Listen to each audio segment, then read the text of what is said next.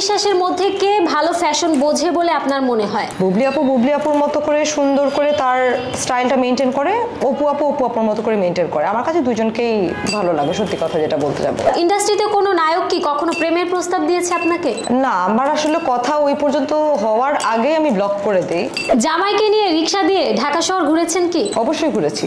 যদি আপনাকে ব্রাজিল বা আর্জেন্টিনার জার্সি ডিজাইন করতে বলা হয়, তাহলে আপনি দুইজনের মধ্যে কার জার্সি ডিজাইন করতে চাবেন, ব্রাজিল নাকি আর্জেন্টিনা? ব্রাজিল। কপালকে এত খারাপ যে একটা মেয়েকে দিয়ে জার্সি ডিজাইন করা হয়েছে, তো আমার মেধাটা কখনোই চোখে পড়ে না, আমার কাপড়ের দিকে আসলে চোখ পড়ে মানুষের। যদি তোর ডাক শুনে কেউ না আসে, তবে একলা চলো রে। নিজেকে কি হিসেবে পরিচয় দিতে পছন্দ করেন? নিজেকে আমি ক্রিয়েটিভ ডিরেক্টর পরিচয় দিতে পছন্দ করি। আপনি যখন প্রথম ফুটবল জার্সি ডিজাইন করলেন, তখন আসলে কি কখনো মনে হয়েছিল যে আপনি এত বড় একটি কমিউনিটির পরিচিতি পেয়ে যাবেন? হ্যাঁ, এটা আমার চিন্তা ভাবনা মোটামুটি পজিটিভ থাকে। আর আমি যেহেতু দেশকে অনেক বড়ভাবে দেখি, তো আমার চিন্তার জায়গাটা অনেক বড় হয়। আমার সবসময় মনে হয় যে আমি যা করব ওটাতে মানুষ, পুরো ওয়ার্ল্ড তাকিয়ে থাকবে আমার দেশের দিকে। আপনার ডিজাইন করা জার্সি পরার পর হামজা চৌধুরী কি আপনাকে কোনো ফিডব্যাক দিয়েছিল? হ্যাঁ, সে খুব পছন্দ করেছে।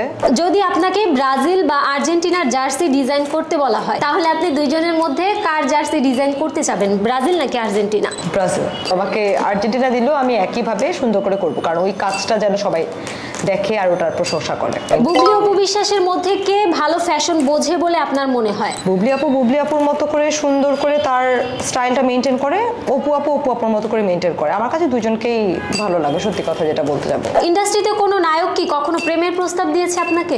না, আমার আসলে কথা ওই পর্যন্ত হওয়ার আগে আমি ব্লক করে দেই। শেষ কবে ডেটে গিয়েছিলেন?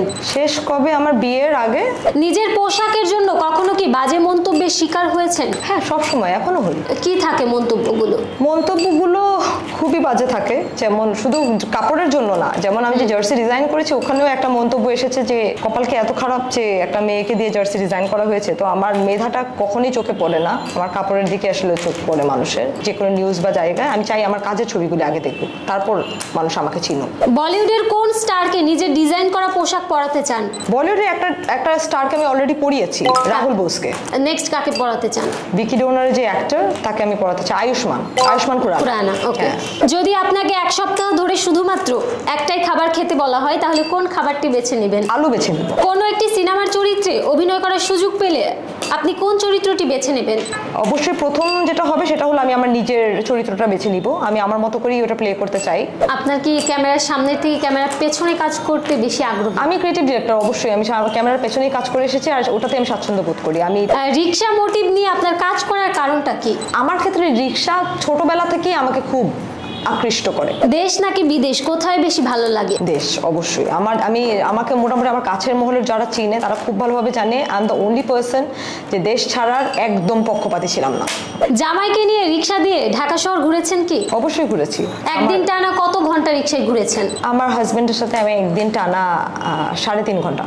আপু, ফ্যাশন নিয়ে আপনার স্বপ্ন কি? আমার ক্রিয়েটিভ ইন্ডাস্ট্রি নিয়ে আমার অনেক স্বপ্ন। আপনার পছন্দের যে কোনো বাংলা গানে 2টি লাইন শোনাবেন। যদি তোর ডাক শুনে কেউ না আসে, তবে একলা চলো রে, তবে একলা চলো, একলা চলো, একলা চলো, একলা চলো রে।